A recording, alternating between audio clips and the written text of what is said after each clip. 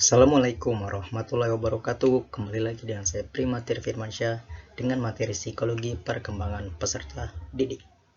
Kali ini saya akan membahas perkembangan sosio-emosional pada masa dewasa yang sebelumnya telah dibahas perkembangan sosio-emosional pada masa remaja. Oke, lanjut.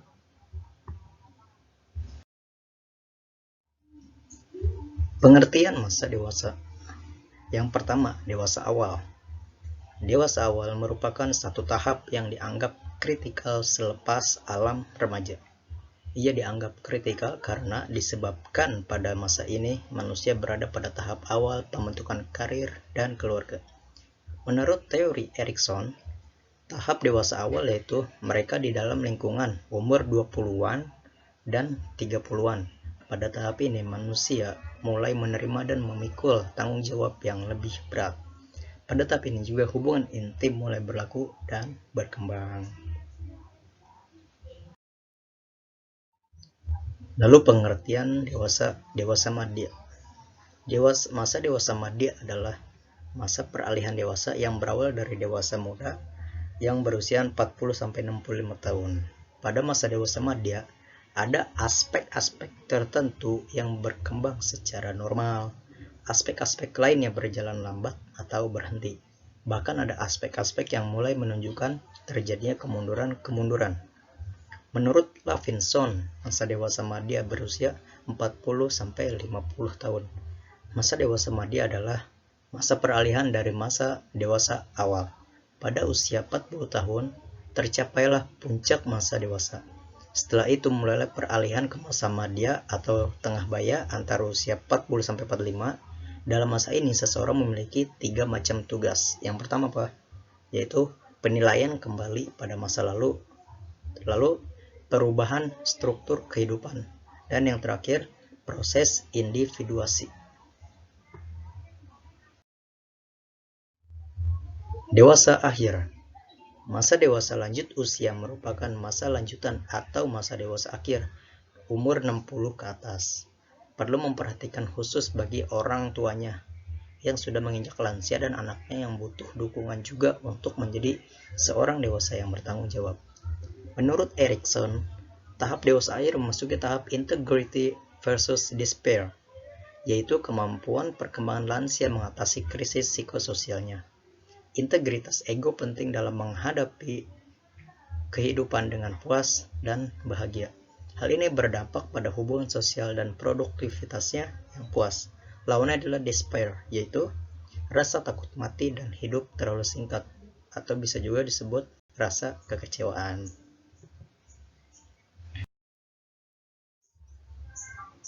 Setelah pengertian dewasa telah tahu, sekarang kita akan membahas perkembangan sosio-emosional. Yang pertama, dewasa awal. Sebagian besar golongan dewasa muda telah menyelesaikan pendidikan sampai taraf universitas dan kemudian mereka masuki jenjang karir dalam pekerjaannya. Selain itu, dewasa muda mulai membentuk kehidupan keluarga dengan pasangan hidupnya yang telah dibina sejak masa remaja atau masa sebelumnya. Harvey Kurtz, Turner, dan Helms pada tahun 1995 mengemukakan perkembangan sosio-emosional pada masa dewasa awal, diantaranya yaitu yang pertama, mencari dan menemukan calon pasangan hidup. Yang kedua, membina kehidupan rumah tangga. Lalu yang ketiga, meniti karir dalam rangka memantapkan ekonomi rumah tangga. Keempat, dampak usia, seks, dan faktor keluarga terhadap perkembangan karir dan keputusan kerja. Yang terakhir atau yang kelima, menjadi warga negara yang bertanggung jawab. Perkembangan sosio-emosional sekarang pada masa dewasa madya. Perubahan emosional dan sosial dunia parubaya dalam sebuah jaringan kompleks hubungan keluarga dan persahabatan. Fase dewasa pertengahan dari siklus kehidupan kerap kali disebut dengan melepaskan anak-anak dan bergerak maju. Di masa lalu, fase ini sering disebut dengan sarang kosong, tetapi istilah ini menyiratkan transisi negatif, terutama bagi perempuan. Ketertarikan dan cinta penting bagi kesejahteraan sepanjang hidup. Bahasan penting dewasa menengah sebagai berikut. cinta dan pernikahan pada paruh kehidupan, pernikahan dan perceraian, persahabatan, saudara kandung, sindrom sarang kosong, dan pengisian waktu luang. Yang terakhir, dewasa akhir. Perkembangan psikososial pada masa dewasa akhir ditandai dengan 3 gejala penting. Apa saja? Yang pertama, perkembangan keintiman. Keintiman dapat diartikan sebagai suatu kemampuan memerhatikan orang lain dan membagi pengalaman dengan mereka. Orang-orang yang tidak dapat menjalin hubungan intim dengan orang lain akan terisolasi. Menurut Erikson, pembentukan hubungan intim ini merupakan tantangan utama yang dihadapi oleh orang-orang yang memasuki masa dewasa akhir. Perkembangan psikososial yang kedua, perkembangan generatif. Generativitas adalah tahap perkembangan psikososial ketujuh yang dialami individu selama masa pertengahan masa dewasa.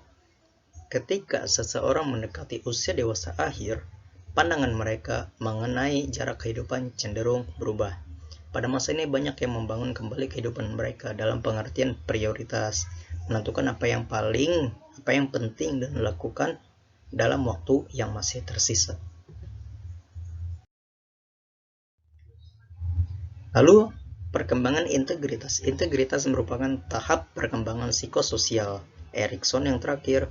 Tahap integritas ini dimulai kira-kira sekitar usia 65 tahun, di mana orang-orang yang tengah berada pada usia ini sering disebut sebagai usia tua atau orang lanjut usia, bisa juga disebut lansia. Usia ini banyak menimbulkan masalah baru dalam kehidupan seseorang, meskipun masih banyak waktu yang dapat dinikmati. Namun karena penurunan fisik atau penyakit yang melemahkan dalam membatasi kegiatan dan membuat orang merasa tidak berdaya. Oke, mungkin cukup sekian materi dari saya. Begitulah perkembangan sosio-emosional pada masa dewasa. Kurang dan lebihnya mohon maaf. Aku qouli hadza. Wassalamualaikum warahmatullahi wabarakatuh.